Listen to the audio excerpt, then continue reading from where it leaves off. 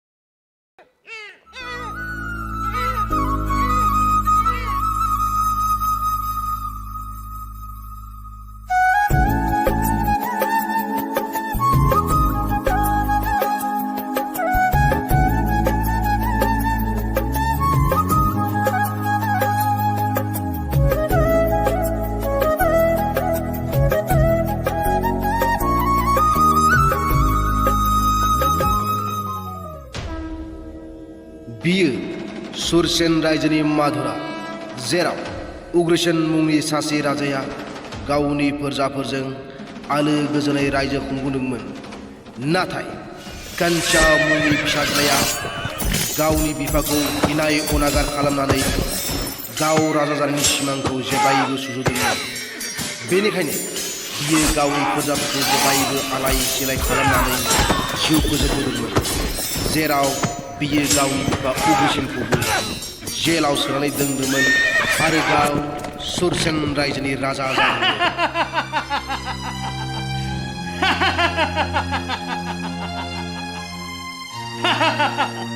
सानथ्रिफोर, आंनि आफाखौ जेलाव सोनानै दोनहै, मानोना दिनैनिफ्राय बे सुरसेन रायजोनि माधुरायाव आंनि खुंथाया सोलिगोन। आं खुंगोन बे रायजोखौ।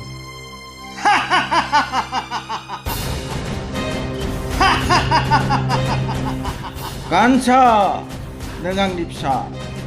बे बाथ्राखौ साननानै आं गावखौनो जोबोद लाजिनाय मोनदों।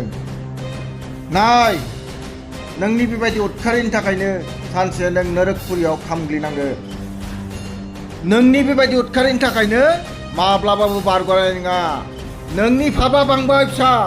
सिरिजा, जाम्बा बोराय आदुआ, नोंनि बेफोरबायदि बुंनाय रावा आंखौ जेबो खालामनो हानाय नङा।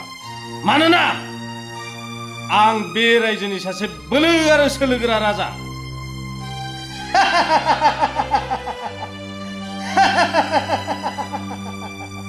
सानथ्रिफोर, लाना थां बे बोरायखौ आंनि मेगननि नोजोरनिफ्राय। लाना थां।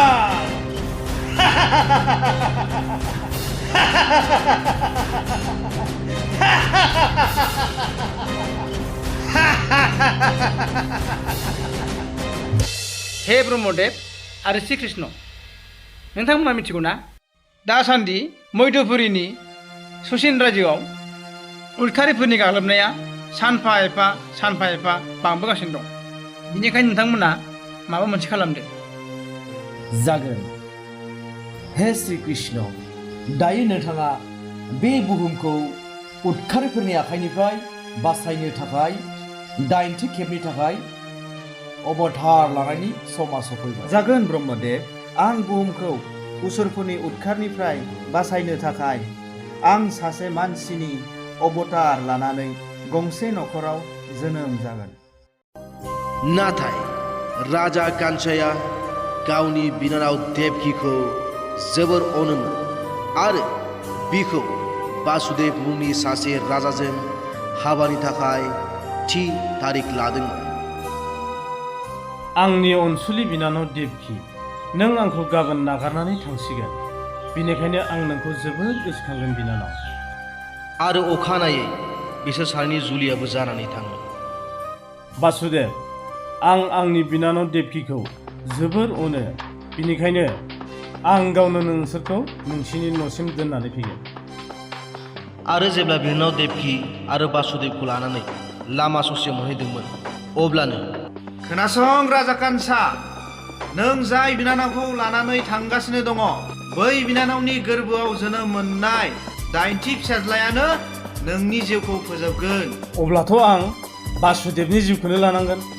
Nada, nada बिदा खालाम।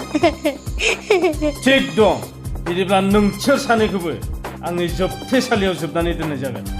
आरो अब्लानिफ्रायनो राजा बासुदेब आरो देबकिनि गोरबोनिफ्राय जोनोम मोननाय साफ्रोमबो गथ'खौ राजा कान्छाया जिउ लानो हमो।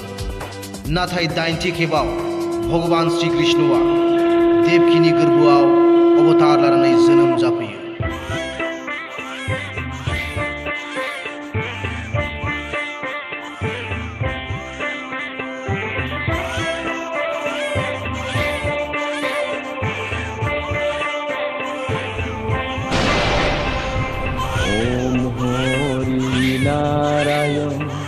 ओम हरि कृष्ण जुगे जुगे अवतार दुष्ट दमन सत्य पालन। ओम हरि नारायण ओम हरि कृष्ण ओम शिवदेव महादेव ओम ब्रह्मा विष्णु महेश्वर शक्ति गुरुदेव शक्ति गुरुदेव शक्ति गुरुदेव। सुखे, आहा जिउआव जोबोद खैफोदाव गोग्लैखाबाय। नों आंनि बे फिसालाखौ लाखिदो सुखे, आरो नों आंनो नोंनि बे फिसाजोखौ हरदो। बेफोर माबोरै जादोंमोन सुखे? माथो खालामनो सुखे, आंनि जिउ जारिमिनखौ आंनि गुमैयानो आंनि फिसालाखौ खिथारबाय थायो। बिनिखायनो आंनि बे फिसालाखौ नोंनि बे फिसाजों सोलायनो फैदों सुखे। नों आंखौ अनदो सुखे, आंहा आरो बे जिउआव जेबो राहा गैला सुखे। आंहा जिउआव जोबोद खैफोदाव गोग्लैबाय। अ नंगौ नामा सुखे? र' बिदिबालाय थाथ'।